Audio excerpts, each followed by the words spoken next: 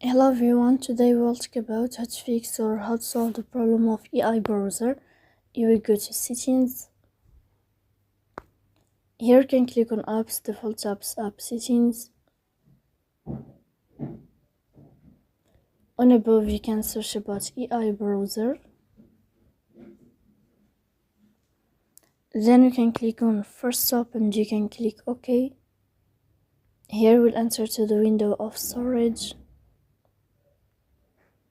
Then you can click on clear cache. In the end you can turn off your phone and you can wait a moment to turn on your phone again to fix that problem. So please don't forget to support us by like and subscribe. See you next time in another video, and thank you for your attention and your watching. Goodbye.